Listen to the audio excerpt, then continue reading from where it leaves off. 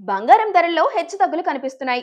Gold కొనాలి అనుకునేవారు ఇంకా తగ్గుతుందేమో అన్న ఆశతో ఎదురు చూస్తున్నారు. సో ఇప్పుడు కొనేవారు ఇంకా ఆగచ్చా, మళ్ళీ బంగారం ధర పెరుగుతుందా, అమెరికా తీసుకోబోయే నిర్ణయం బంగారం భవిష్యత్తును డిసైడ్ చేయబోతుందా అన్న విషయాలు ఈ వీడియోలో చూద్దాం. దేశీయంగా బంగారం ధరలు దిగొచ్చాయి.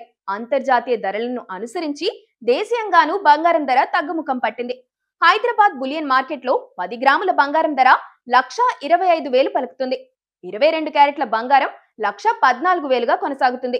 అటు వెండి ధర సైతం కిలో 1,56,000గా ఉంది.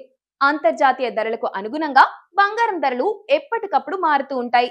ఈ నెల 13న 10 గ్రాముల బంగారం ధర రేట్ 1,30,000 వరకు ఉంది. 5 రోజుల వ్యవధిలోనే 5,000 మేర తగ్గిపోయింది. వెండి కిలో 1,70,000గా ఉండేది. అప్పటితో పోలిస్తే దాదాపు 15,000 తగ్గింది. అప్పట్లో అంతర్జాతీయంగా ఔన్స్ బంగారం $4,200గా ఉంటే ఇప్పుడు $4,010 వద్ద ట్రేడ్ అవుతుంది. వెండి ప్రస్తుతం ఔన్స్ $49గా ఉంది. ఈ ధరలను అనుసరించి దేశీయంగాను ధరలు తగ్గుతూ వచ్చాయి. సాధారణంగా బంగారానికి అమెరికాలోని వడ్డీ రేట్లకు రివర్స్ సంబంధం ఉంటుంది. ఫెడ్ వడ్డీ రేట్లు పెంచినప్పుడు బంగారం ధర పడిపోతుంది. ఫెడ్ వడ్డీ రేట్లు తగ్గినప్పుడు బంగారం ధర పెరుగుతుంది. ఈ నేపథ్యంలో ప్రస్తుతం అమెరికా డాలర్ బలపడటం, వచ్చే నెల ఫెడ్ వడ్డీ రేట్లు తగ్గిస్తుందన్న అంచనాలు క్షీణించడంతో బంగారం డిమాండ్ తగ్గిపోయింది.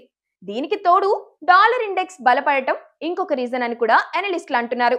అమెరికా ప్రభుత్వ షట్ డౌన్ ముగిసిన నేపథ్యంలో కీలక ఎకనామిక్ డేటా ఈ వారం రాబోతుంది. ఫెడ్ గత మీటింగ్ కు సంబంధించిన మినిట్స్, సెప్టెంబర్ నెలకు సంబంధించి జాబ్స్ డేటా వచ్చే 2 రోజుల్లో రాబోతుంది. ఈ డేటా ఫెడ్ వడ్డీ రేట్ల నిర్ణయాన్ని, బంగారం ధరలను ప్రభావితం కూడా చేస్తుంది. వాస్తవానికి వచ్చే నెలలో వడ్డీ రేట్లలో కోత ఉంటుందని అంచనాలు వేస్తున్నారు.